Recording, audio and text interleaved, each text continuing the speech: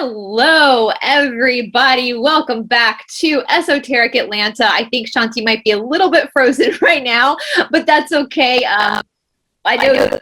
Oh, and I think my vocals are going out. Hold on one second, guys. Let me actually spray some holy water here and just call on Michael and Gabriel, our buddies, to come down and just make sure that the equipment. I feel like I'm spraying like it smells bad. No, this is holy water. Just to get our angelic forces in here to carry. I'll take some of that, thanks. I'll take some of that, yeah. At least we can laugh about it and have a sense of humor. That's something that darkness can't do. The darkness doesn't know how to laugh. So I am super excited because I've got one of my besties here, Chanti from Aquarius Rising Africa. And I am so excited about this episode because Chanti, you know, you and I have so much in common. Like, we have so much in common. We've had a lot of the same opportunities in life to really study with great teachers and travel the world and really dissect our own selves. And something I respect so much about Chanti is she's such a great teacher in the sense that she acts as a conduit, because we know, and most people watching know, that nobody can heal us. We have to heal ourselves. But the role of the teacher is to be that person that's there to help guide you and keep you focused on what you have to do. And Chanti is so amazing at being able to help people understand their own power when it comes to their own healing. And I think she froze again, and hopefully the recording. You guys, I apologize if some of the recording sounds a little scratchy. Oh, there we go. It's scratching again. Chanti, should I send you a new link and we do this? I mean, are you hearing the scratchiness? You guys? I can hear you fine, actually, Bryce. So now and again, you'll freeze up, but I hear your voice. Okay, good. So I think maybe let's see how it goes from my side as well. Perfect. And then, yeah, I'm not sure. My internet looks okay for the moment. Well, I'm just going to just to say, if there's any entities, human or otherwise, that are in the space right now that are trying to stop this recording from happening, you do not have our consent, or my consent especially. You do not have permission to be here. This is an important episode. We know that this is the understanding of sovereignty, and that your responsibility for yourself is like the key to breaking through into this new timeline. And so if there are any forces here, human or otherwise, that are trying to stop this, you don't have my consent to be here in my computer, in my Zoom. You have to leave. You have to leave. And as our friend Jesse says, if you don't leave, you're going to have to go to the throne room of God and be dealt with there. You don't have my consent, so you gotta skedaddle. So skedaddle. What was it my Latin teacher used to say in school? Make like a hockey goalie and get the puck out of here. So, so get the puck out of here. I love that teacher. I like it. So what we're going to talk about today is something that I had talked to Chanti. Chanti's done her bowl sound healing on me privately. It's amazing. She's done it with Stephanie privately, and I've heard incredible things from Stephanie. And I've talked about it on my episode before and a lot of people want to know more about this. And so before I hand it over to Chanti, what I'm going to say is that in Ayurvedic healing, which is the sister science to yoga, the three elements of life are food, breath, and vibration. The vibration is many things, most importantly, sound. And so, Chanti, I'm going to pass the ball over to you and let you kind of start where you want to start. How did you find sound healing? What got you into practicing this modality for people? What does it do for people? It's amazing. Oh, firstly, beautiful Bryce, thank you so much for having me as a guest on your show. Love being here and really enjoy, absolutely, the commonalities we share. It's always so fun of the journey that we've been on. So, and I want to just say, I'm sorry, I know my internet sometimes does play up. For some reason, the past month or so, it's been particularly bad, but we've had tons of load shedding. I mean, off the charts. So I'm not surprised the load shedding probably affects our cell phone towers as well. Anyway, so sound, wow, what a beautiful energy element to work with. Let's never forget the universe was created from sound as well. So sound it forms the essence vibration of every human soul, which means that when it comes to healing and balancing and bringing back the beauty that we feel and enjoyment of life, sound is a key player. There have been lots of stories that we've heard about people that have also, like, let's just say, for example, been in a bad car accident or had something happen, and they've literally healed through not necessarily the modality I use, but music and sound. So we know, anyone knows how good you feel when you listen to a beautiful piece of music. We know how certain music really strikes on our emotive chords, you know, and it brings up emotions, it brings back memories, you know, it brings us joy, we dance, we celebrate, you know, we connect. It's a very connective element as well on so many different levels. So, as most people who know me know, I'm kind of self-taught. I definitely believe I was born with the knowledge that was quite uppermost in my consciousness. So from a very young age, I started looking into things and just remembering things and sitting, pondering things as a little kid and wondering how on earth that connected with that. And, oh, there I see that. You know, it was stuff I could never speak to anyone about. There were many things like that, but it all made sense to my spirit. So I don't exactly remember when the Tibetan singing bowls entered my life, but it was maybe around 15 years ago. But my partner, Dominic, bought me my first Tibetan singing bowl. And I want to tell you, from that moment, I could play it within 3 minutes. It was the most natural thing for me to play. I immediately knew how I was going to integrate it into my healing practice, what I needed to do with it, and how I needed to use it.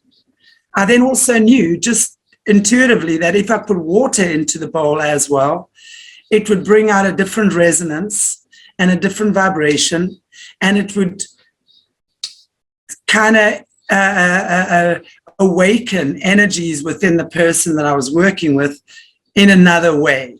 Because at the end of the day, as you quite rightly said, Bryce, as a healer, I don't heal you. You know, I will show you what I see and what I perceive, and that's where my intuition comes in. And you will then do what you need to do for yourself. I will be your guide and you'll hold your hand for a time, and then you go do it yourself. Yeah. You know, so the vibration of sound is very, very powerful. And soon, you know, the minute I had my first bowl, I have some of my bowls here, I just don't have that one yet. I then just started adding to my collection. And I bought in India. I mean, I've got beautiful stories about how my bowls came to me, just the most incredible bowls, and how they came to me and how I work with them and how God just showed me what I need to do and how to do it. It's the most natural thing for me. Yeah. So for the past about 15 years, it's been a very integral sound healing. I call it the Tibetan sound journey. Has been an integral part of my healing practice. So it's a very beautiful way to get people to just relax and be at ease and at peace. Because when your body is at ease and at peace, that's when miracles happen. It's interesting. If you guys are fun, we've been a little delayed on the last episode of Tartaria, but for a lot of the people who are watching this Tartaria and following along with us, this is what they knew. This is what they used the cathedrals for, was for sound vibration. And Chanti talks about putting the water in the bowl and it changes the elements and it changes.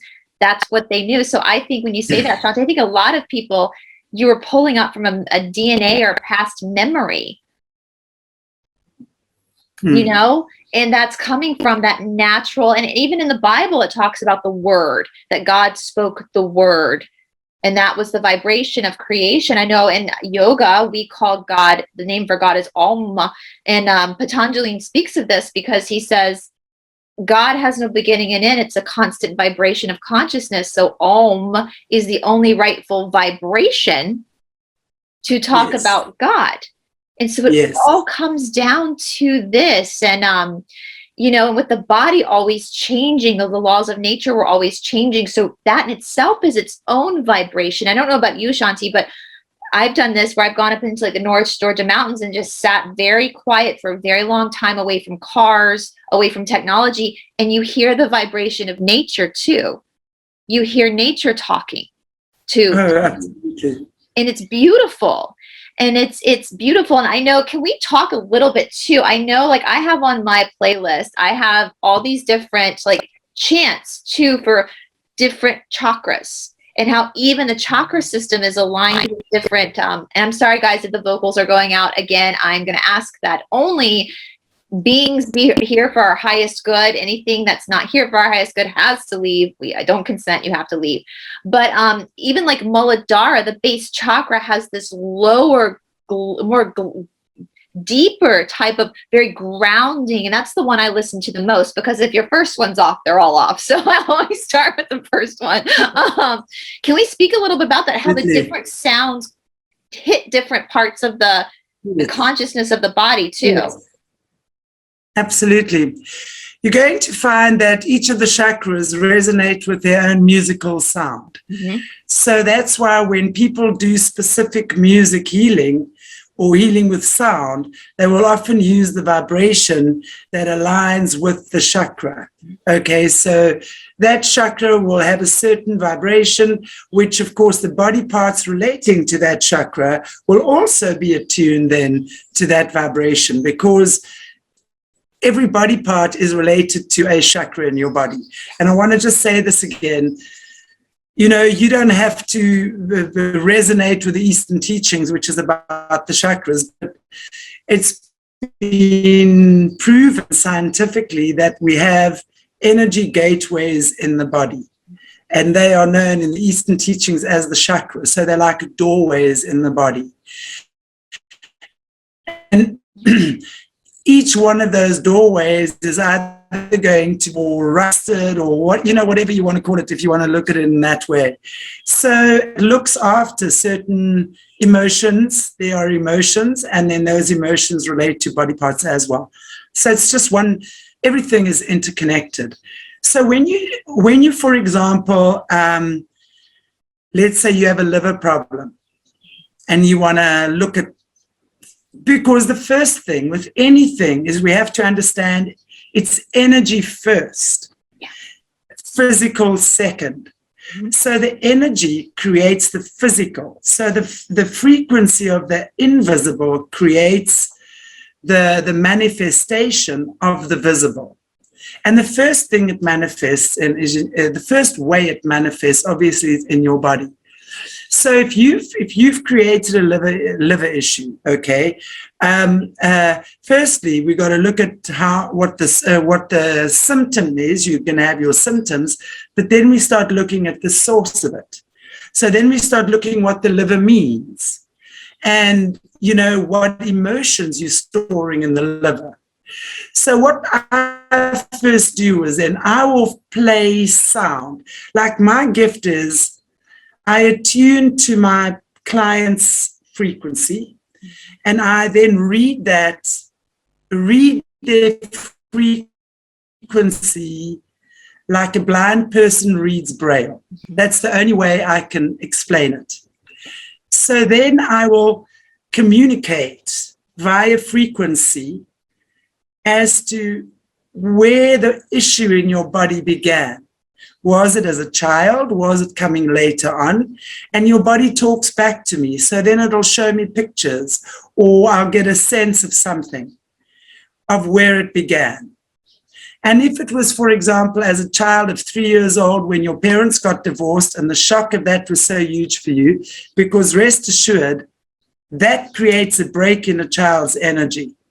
Yeah. And that's going to create, if the child has not received healing, it will create various manifestations as they grow older. Mm-hmm. So then what I'd go there, and I first use the sound.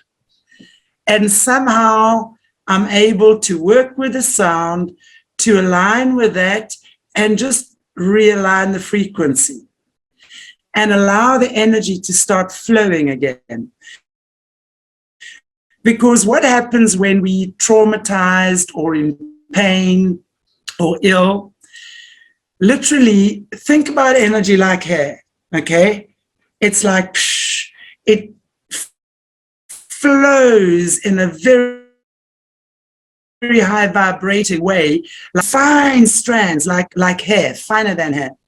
So when your energy is aligned and you're in tune, it's like everything flows together and you just get focused and you know how to center and you kind of tuned in and intuitively doing things and what have you, because you really are connected to the voice of God then. But what happens often is when we're traumatized or stressed or whatever the case might be, we can imagine that that energy starts knotting up. Yeah. And it becomes like knots in the hair. Yeah. Anyone that's had knotty hair knows how troublesome that can be. Yeah. Nothing flows then, right? The energy can't flow. So then it blocks, as that's what we call an energy blockage. Now, every part of the body means something. Mm-hmm. So then let's say that blockage is sitting in your heart center, causing a heart condition on a physical level. That it's been bugging you for 15 years. I will then go in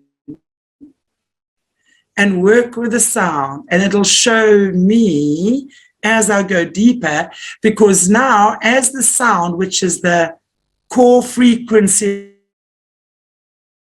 of the universe, okay, it then starts melting. Mm-hmm. Sorry, my internet unstable. It's okay. We're still getting it. Yeah. Cool. It then starts melting the blockages. It's like unknots that hair. Yeah. And the energy then starts flowing again. And suddenly people who had hectic attachments to them, because remember, when you are full of holes in your energy or blockages, you magnetize more of that to yourself. So the first thing that starts going is the low vibrating frequencies or entities or demonics, if you will, attach themselves to that. Now, when we start playing sound, now what happens is I put my client on the plinth, okay, massage bed, close her eyes with like a little eye bag or his eyes, and for an hour, I will lay the bowls on top of the person she's saying, I believe, guys. Yeah.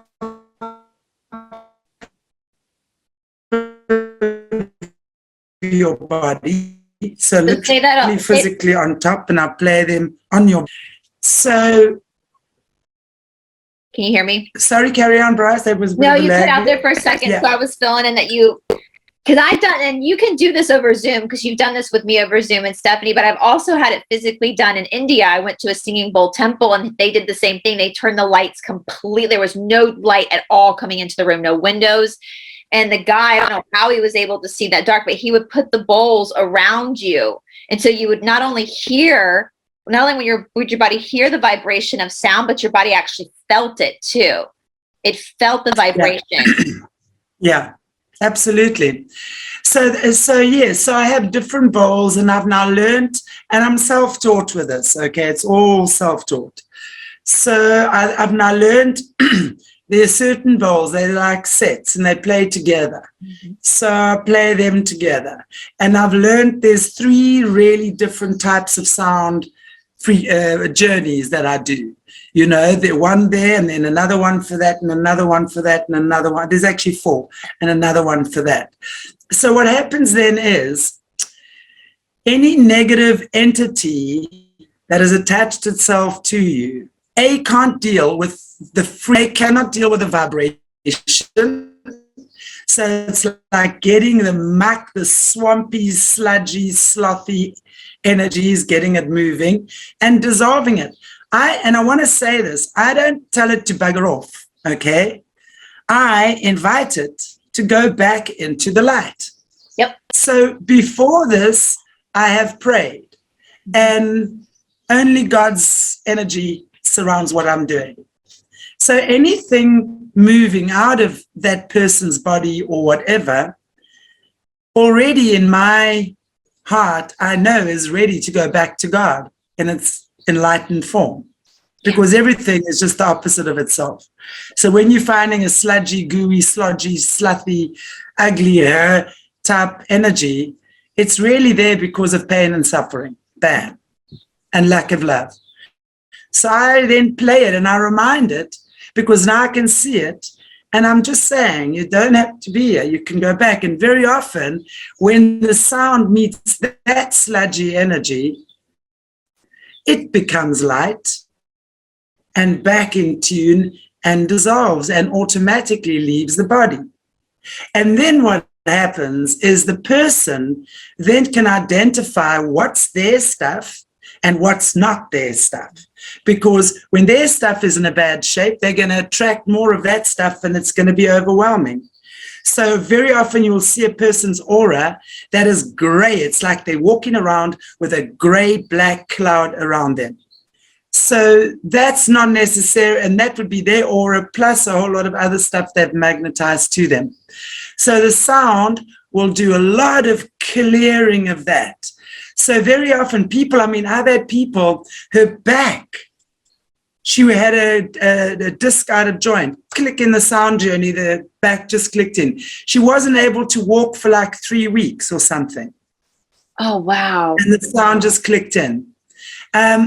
People have incredible breakthroughs, physically. The one woman's eyesight healed. Someone could hear, someone could smell. They'd lost their sense of smell in a car accident years before that. And for the first time afterwards, she could actually smell and taste. It was like a miracle.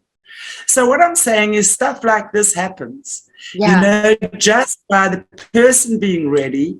And as I said, my gift is I can see what's what in the body. So I like play and I like root out. We talk about in the yoga, I know in Buddhism, they call it the sankhara, which is like the misery of the mind. Yeah. So it's like rooting out, like you root out a weed. So you like root out and just offer it back to God. And that's how the alchemy works. So I'm not banishing anything. I don't do that. If anything has come to me, it's either going to banish itself if it's not ready for what I have to offer, or it's going to come into my space ready for healing, optimization. Yeah. And that's what you guys, and I know Chanti, we've done videos with my friend Cindy too before, and Cindy is part of what she does is she works with demonic attachments as well. And she says the exact same thing you say, Chanti, the exact same thing. When she's like, when I go to work with these people who have like attachments, we'll say, she says it's not about damning the demon to hell, but presenting it back to the light. And she said, it's like I'm doing therapy with the demon to get it to understand that it is the light and it can go back. And to me, that makes way more sense than just damning things to hell, because everything is energy. No energy can be created or destroyed. It has to be transmuted. And so that makes way, and that to me is the healing God. Transfer. Yes. I think she froze again, guys. But just be patient. Transferred or transformed. Energy can never be. Oh gosh.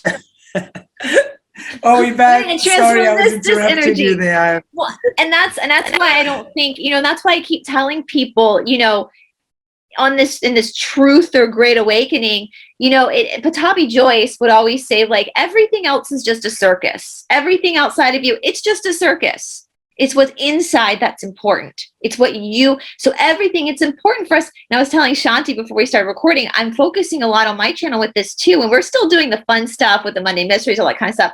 But to understand that you are powerful, your body has the ability to recognize healing and to recognize the vibration, because that's where you come from. You know, we think about the soul. The soul is just consciousness, love, vibration. That's all it is. And it needs to and I will say too, I get this question a lot. I posted a video a couple of days ago from another Ashtanga teacher I know named Mark Roberts. And he's one of the kindest, he's in my opinion, a walking example of what a yoga student is supposed to. He's very humble, even though he's got a beautiful practice. But he's talking about Dharma, and he was talking about being able to surrender and allow yourself to flow with the universe. And so many people, and I understand this, don't know how to do that because they're in so much bondage of their own fears and their own anxieties that they really don't know how to let go and let the universe guide them and trust in that it's going to be guided. And sound healing is a really great way to even show someone what that sensation feels like, so that when they go about their journey, they can reflect on that and what that's going to feel like. We see it in the chanting. I'm a huge Vedic chanter. When I first started yoga, I never thought I would be a chanter ever, but it is one of my favorite things to do, and I have a whole book with all my Vedic chants that I've learned in India. And it's interesting, though, I will tell you, what's so fascinating if you're studying a group of chanters is that all these different chants say and mean different things. One chant is going to affect me differently, though, than it might affect Chanti. There's a very long Ganesha chant that every time I do it, I start to sweat.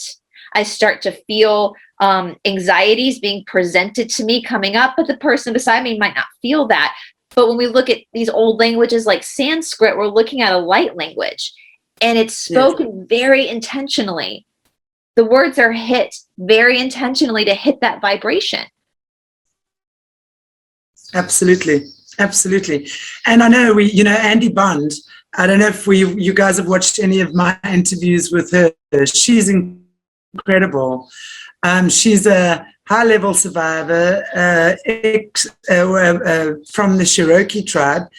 And after her SRA, went on a quest to India to discover the ancient truths. And also, we know that the yoga world, for example, has been infiltrated badly as well. Mm-hmm.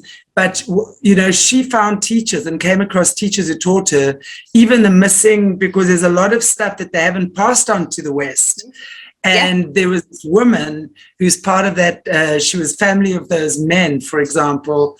And she was one of Andy's teachers, but she speaks about this beautiful language of Sanskrit. And as you say, it's the light language. Everything is a frequency, and how you project your voice carries. I read the voice all the time. It's lovely for me to hear someone on the telephone if I've never met them, because I can, just the way they project their voice and the vibration you pick up from their voice says everything. And it's how that vibration connects to your vibration, and what does it connect with? It's so beautiful. And it's all about sound. It really is all about sound. Well, and that's why I learned Sanskrit, was because I have a Sanskrit teacher in India, and so I had the opportunity to learn it because I wanted to be able to read the text. Okay, entities that don't need to be here, you can scoot along. But that I wanted to be able to read the text for myself. I wanted to be able to study that for myself and read the Vedas for myself and read the Upanishads for myself. And luckily I had the opportunity at my school to have a scholar work with us with that and learn. And it came very naturally. And I am not like a language person. My French I had to study French in school. It's terrible. But for some reason, I learned Sanskrit. And I think it's because the soul does recognize. It does, yes. Regardless of whether you spoke it before in a past life, it's the vibration, because it is the story of Sanskrit is that Shiva came down and gave the language to the people. And so they're literally telling you in this story that a being, a higher density being, came down and gave the language of Sanskrit to the people. So that's telling you it's a light language. And so that's valuable. It's a valuable healing tool in itself, modality in itself, to be able to understand how that language vibrates itself through the conversation. And yeah, it's crazy to see these old, very old chants that are still just so powerful as the vocals are going out again, still so powerful and pulling up issues that need to be seen. And I know people might say that about, I feel like Latin's more of a lower language than Sanskrit, but there's probably other languages out there that mimic that. And you look at the way Sanskrit's written too, it's almost written like notes. They use the caricatures. And it's almost like it's notes on a music sheet. Music sheet, yes. I was about to say that.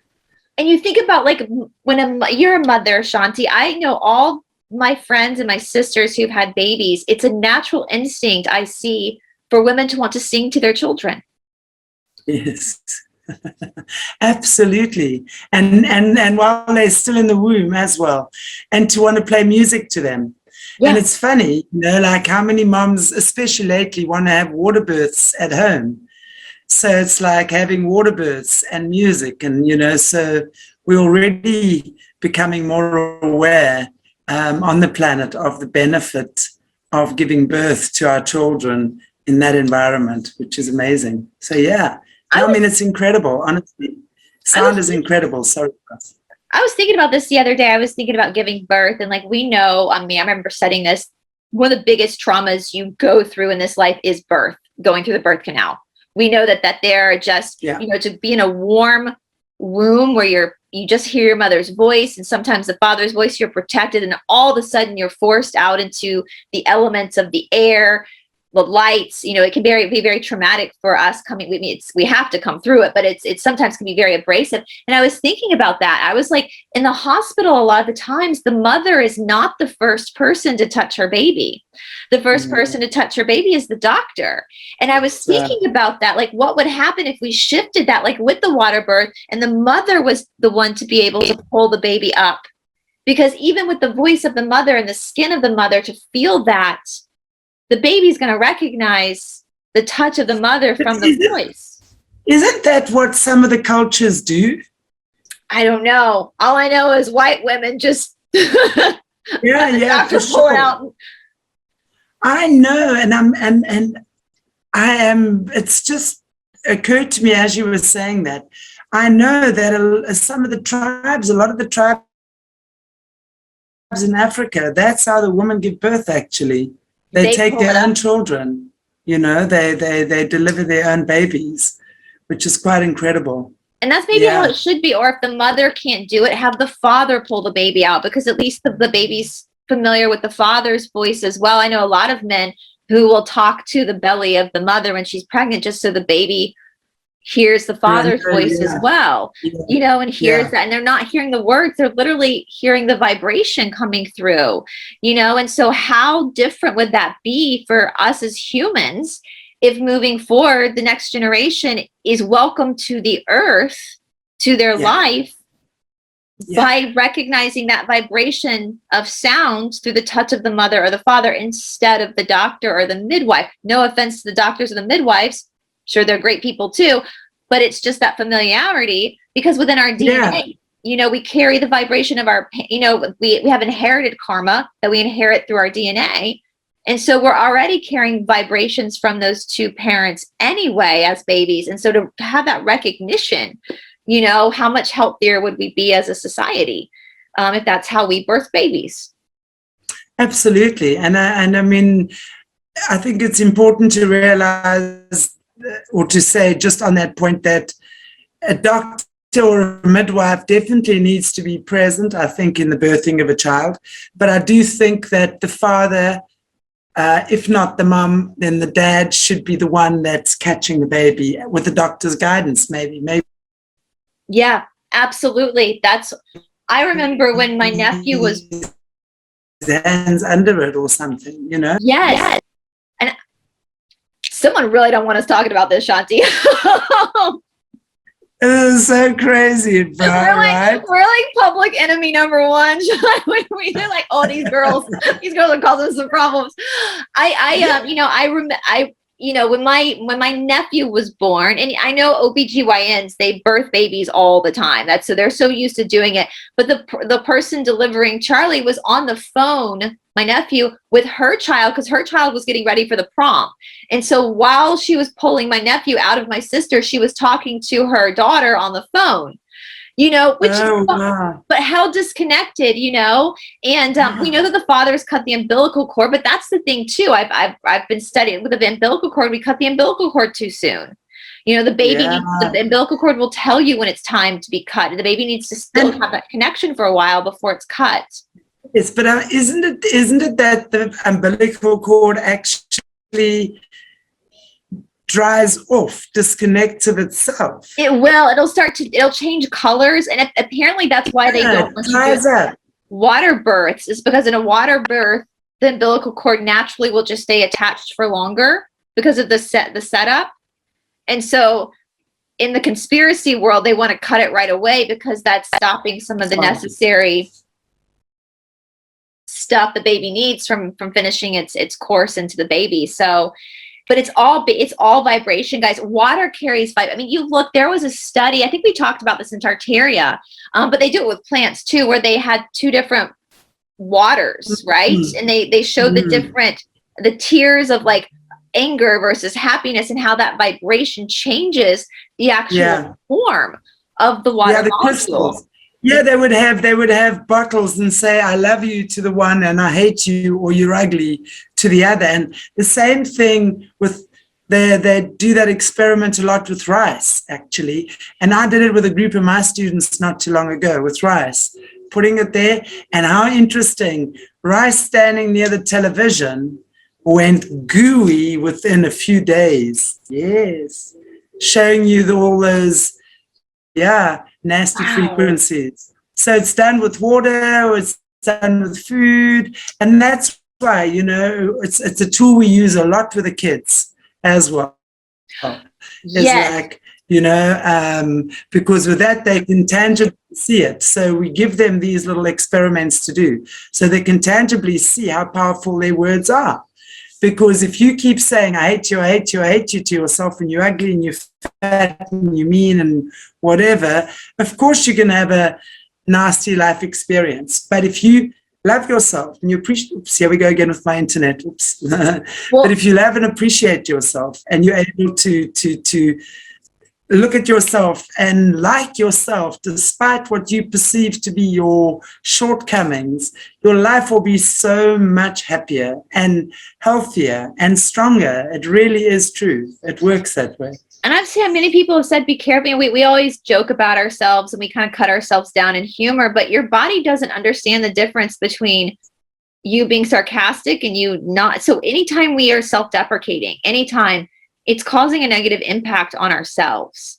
It's so true. I want to actually segue into that, Chanti. I meant to tell you this before we started filming. I just totally forgot.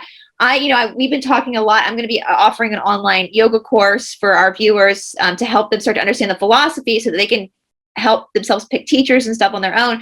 And a lot of people have asked me about children in yoga, and I've given my perspective through. Now, the Ashtanga practice, you don't want your small child because it's very serious, and it's, Sharath just says, oh, just play yoga. But Chanti has a whole course for children following along with the yogic, the self-healing principles, Sun Kids. And I know we've talked about it before, but so many of my subscribers have asked me about their children. And I was like, I need to make sure I have Chanti here to talk about this as well, because you specifically work with children in this self-healing modality, because teaching a child is obviously going to be different than teaching an adult. And so can you just give a little bit about that, Chanti, so that my viewers who have children and want their children to be involved, to start to get involved into self-healing, which is, I wish my parents had done that for me. Like, that's fantastic. And no better hands than Chanti and Mornay when it comes to helping your children start this journey at such a young age. Yes, well, I started something called the Sun Kids many years ago. And a year ago now, I wrote a book. I then turned the book into a teacher's training manual. And from about a year ago now, I started training internationally online for teachers to become Sun Kids facilitators as well. So yes, it's an amazing experience. So we teach them about meditation. Firstly, the Sun Kids are guided and protected by the sacred white lions. So we enable them to make that connection first. So then they start connecting to their white lion spirit guide, which is it's like the Christ consciousness of the animal kingdom. Yeah. Okay. Mm-hmm. So then it's talking about we work with the white lions. Gosh, they'd learn about cells and DNA, learn about energy, how it works, how do we create happy cells, how do we create a good body, the chakras, all of that, reflexology, planting. I mean, it's a complete syllabus. So yes, if there's anyone and we're running kids workshops online on Zoom as well once a month. So I'm also going to be starting to teach at one of the local home schools here for 10 kids in the next couple of weeks. So I'm going to be doing stuff with them again, and also then moving hopefully with a group of teenagers. So, it really is. There's, the whole objective here is for kids to realize that the power lies within them, and it always has. Kids have a natural ability to know this. It's the parents that have lost their way, and then they influence the kids. Yeah. So the minute the parents have attuned to reconnecting, they automatically want to show their kids a different way and a connected life. So it's about learning this stuff, the adult version that I teach, but I teach it in kid form. So animal communication is another thing they do there, So it's about learning how to focus your own energy, how to transmute your energy, how to realize when these things are not working out for you, how to look at others differently, how to perceive, teaching them compassion, stuff like that. So everyone comes in with compassion. It's like a blank slate. Now the question is, do we learn to be compassionate, or do we learn to shut that down and become something else? Yeah. So this is the thing with the kids. And as far as the yoga is concerned, yes, there are yoga postures and stuff with the kids' yoga, but I do agree with the Ashtanga principle. Child, I don't believe, should be doing yoga until the age of 8 or 9. Yeah. Before that, yes, absolutely, run and play, because then you do like roar like a lion, swim like a fish, and they go into some of the different postures, but it's more playful, really, to understand nature. And they play more the yoga games and stuff. But I wouldn't let a child do yoga, and especially not because their bones are still soft and they're still forming, although it's very good for flexibility and stuff. So you want to just make sure that, yes, teach them gymnastics, teach them the power of their body, stuff like that. Teach them how to get control of their bodies from a very young age, because I also feel, especially with people who've been violated, a great part of the healing is to do a physical practice, whether it's yoga or gym or something like that, but where you feel in control of your body again, because so many people, when they're young and they've been violated, felt completely out of control. And the minute you start doing any form of exercise or strength or just feeling better about your physicality, everything also starts changing. Everything works together. It's all absolutely. Well, that's why in Ashtanga, I'll say this again, guys, because I know Chanti's more, the lineage that I practice is a very extreme. The asanas are leg behind the head, standing up with your leg behind your head, catching it's extreme. And so the teachers are very, very, very strict about children being in. The children can come to Mysore and watch. There's lots of kids that come and watch. And there's pictures of Sharat holding babies while he's adjusting, and Dave agreed with kids on his shoulders while he's adjusting. But the work that's being demanded in Ashtanga is for adults, because it's a very serious look at yourself, and a very, what is it? My friend Harmony says, like, hyperdrives your karma. We don't want children in that situation that young, because they are still growing. The demands of the postures in Ashtanga are too much for children who haven't finished growing yet. We do have high schoolers come to AYA, to the Morning Mysore program, and we only work with them like up to half primary series, because their bodies are still kind of like baby deers, where they're still kind of don't know, they're wobbly, and they're just still trying to get into that body, and it's growing so fast and changing. And so that is exactly why Sharat says, play yoga with your kids. Play it. And once they're done with if they want to learn the sun salutations, but they're done, let them go off and play. Don't make them stay on their mat and keep going. Just let them go off and play. It's let them have that freedom of being a child before they have to then work through the childhood as an adult. but that's why Chanti is so good at what she does, because she's geared that towards children and trying to teach them these practices before they move into adulthood. And when the practice gets even more serious, and they're able to then implement into a stronger healing modality. And so what I'm going to do, Chanti, if you don't mind, I want to do a follow-up with you, and I want to ask our audience watching right now for questions. If you have any, because I feel like, Chanti, I feel like sometimes I forget that people haven't had the opportunities that I've had or that you have. And so some stuff that seems common knowledge to me at this point isn't for people who are coming straight out of corporate America or straight out of the matrix. And so I want to propose to our people watching right now, what are your questions for Chanti when it comes to sound? And also, what are your questions about, because you've asked me a lot about child's yoga, and that's why I wanted to bring Chanti in, because I'm not a teacher I've dealt with children in yoga, but I'm not specifically a child's teacher. So ask your questions down below, so that in part 2, we can go deeper into your own understanding. Now, Chanti, I hate to put you on the spot, but if one of my subscribers, I was going to say one of my students, one of my subscribers wants a healing lesson with you, or a healing hour with you, and they live in the United States, you've done it with me over Zoom. You can do it with them over Zoom too, correct? As she freezes. Absolutely. And I'm back. Gosh. Yes, absolutely I can. So it's obviously not it's not the physical experience you're going to get, but with this whole lockdown thing, and you were certainly one of the people I tried to see how it would work over Zoom, and it's pretty effective. Yeah, it's pretty effective.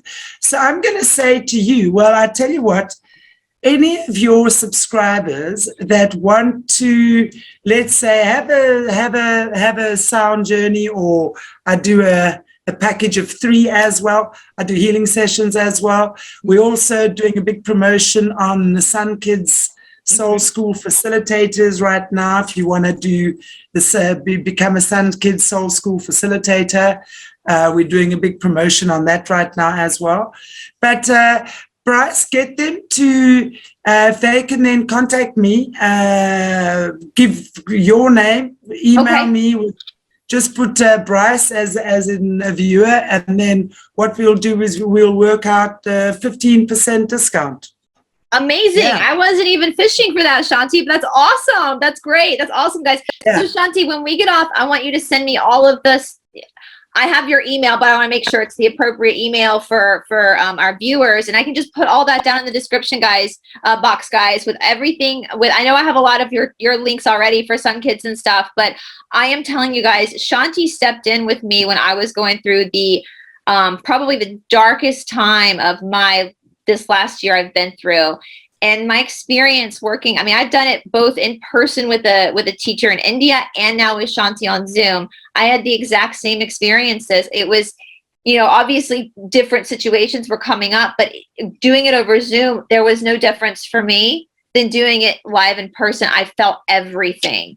I felt everything that was coming through the Zoom. And so if this is something that, especially I feel like if you're new to healing, as I said, this is something that will tap into your deeper knowing that maybe your brain doesn't know, but your soul does know. And so, and Chanti is amazing at what she does. She's amazing. So I will put that all down in the description box below for those who want to just go ahead and do it. But for everyone else, if you have questions, yep. So I want to so if you guys don't know what a Tibetan singing bowl is, that's what it is. Okay. And I'm going to just, I hope my internet doesn't go wonky now. But just to give an idea of what it is. So that's what it sounds like. You hear it? Yeah, very lightly. Yeah, it's cutting in and out.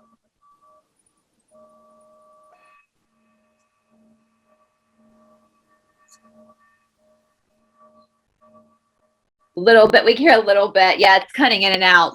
Okay. Okay. So obviously not today, Satan. Not today. Well, let's try with the other one. Maybe this one works better. Because then there's a little one. Those two always play together. The one I've just had.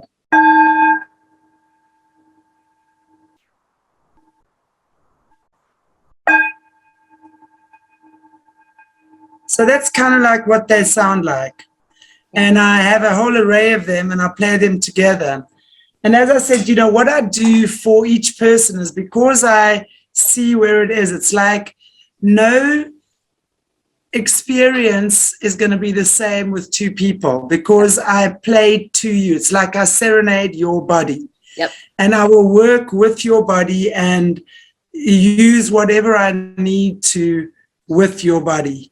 And in that way, we then do it. And yeah, it's just as I said, it's a very, find it difficult to talk, or someone who finds it very difficult to express themselves and just doesn't know what to say or doesn't want to talk. Very often that's the first thing I will do is I'll just give them a sound journey, because that kind of brings things into perspective, and somehow they find a way of expressing or opening up or just allowing things to flow again. And that's where the healing sits, you know. It's not with the sound is going to open up the energy highways. Absolutely. It's your job to keep those highways clear. That's your job. Absolutely. Well, and that, don't be surprised, you guys, if you're doing it, all of a sudden you start crying, tears come up or something. It's that's very normal. She's saying, even though there's no talking, your brain, you know, in the yoga world, our brain is what gets us in trouble, right? It's like literally Patanjali is like, you think too much. That's your problem. The soul knows, though. The soul knows things that your brain doesn't know. And the body, we always say the body knows more than the mind does. The body is smarter than the mind.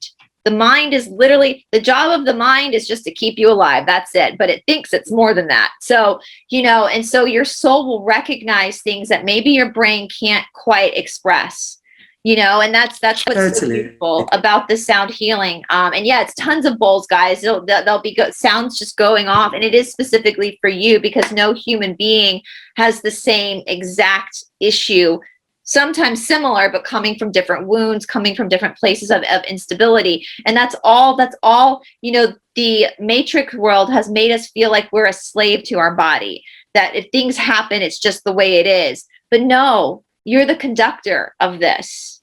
You're the conductor. Yeah. And so that brings your power back to you. And that's what Chanti's job is, and my job off of YouTube is to help you find your way back home. But you find your way back home. So, absolutely. So yes, guys, I'm going to put everything down in the description box below. I do eventually want Chanti to play a little something so we can put it up on the on the channel so y'all can hear a little bit. Just have that go-to emergency when you need to like chill out for a minute. And I do think too, you know, I look at the future of us moving into a new timeline whenever that happens, and I do think that instead of like hospitals, they're going to be sound healing temples. Yes, absolutely. That's how our ancestors did it. And if we just go back to the whole Tartaria thing, and we look at that, they used to have water healing centers where healing, and of course the water was infused with sound, which gave the water crystals its specific healing shape. Because if you're looking at Masere Emoto's work, where he took the different water or the different waters from the different lakes, etc., froze it, photographed it. Each, you see the little crystals and how they work and how they shape. So sound is such a beautiful, sound creates that frequency and vibration, which then reshapes the molecular structure of the water, which then enables healing because it then resonates, because the human body is made up of what, 80% water? I was about to say, So yeah, water, yeah. yeah. It's So it's like 80% water, yeah. and water can be shitty too. You can have gunky water, very poisonous water, right? Mm-hmm. Or you can have the healthy water. So, you know, the sound will transmute the energy of the water. It does. You see it in rivers and streams. I mean, up in the north, in Atlanta, we're here at the base of Appalachia, so we go up to the mountains a lot, like 2 hours north, and you go these rivers and these streams, and we know as Georgia residents, like if the water is stagnant, you don't let your dog drink that water because it's gross, it's stagnant. But if the water is free flowing, it's clean water, it's crisp water, it feels different. You can let your dog drink that water. It's the same, that stagnant water versus that, both water. It's just how they're composed themselves. We want that free flowing, clean, healthy water. And that's what that sound is going to do for you guys. So I thank you guys for hanging in with our equipment today. And I love you so much, Chanti. I'm so excited. I can't wait to get you back on so we can talk about this further. Ask us your questions, guys. Let us know any confusions you have, because I'm so glad so many people are coming with, like, because we do have a form of the yoga world that's been corrupted as well. There is a side of that, just like all religions, where they've come in and corrupted. And so, but we have to remember that the darkness, if you think about photosynthesis, science, the darkness cannot create anything. It can only mimic and steal from the light. And so it's part of our duty to, just like we're cleansing with sound, we have to cleanse all these practices and bring them back to their original template, because they were created by the true healing source, God creator, that we're all part of. And that's what we came here to, as Chanti says, we came here to learn what we're not. Exactly. We came here to learn what we're not. And so I thank you guys so much. Again, leave your questions down below. I'm going to put all of Chanti's links in the description box below. I encourage you guys, if you're thinking about doing sound healing, you can't go wrong. Nothing, you can't go wrong. It's just such a beautiful healing modality. So as my equipment, they really don't want us talking. They don't like us together, Chanti. They're like, oh shit, these two again. These troublemakers. Thanks up, honey. Yeah. So, and I will be back. Stephanie and I will be back this Monday with Chanti for our Mystery Mondays. We missed it last week because Stephanie was under the water. We're going to be talking about black-eyed kids and orphanages. So, very interesting. So very interesting indeed. I look forward to that. So really looking forward to that, catching up with you guys again on Monday. Favorite Marvelous Monday. Yay. I know. I love you so much, Chanti. I love Mornay too so much. And I will see you guys soon for Monday. And you guys, again, happy weekend. Check out Chanti's links below and we'll talk to you all soon. Bye, guys. Thanks, everybody.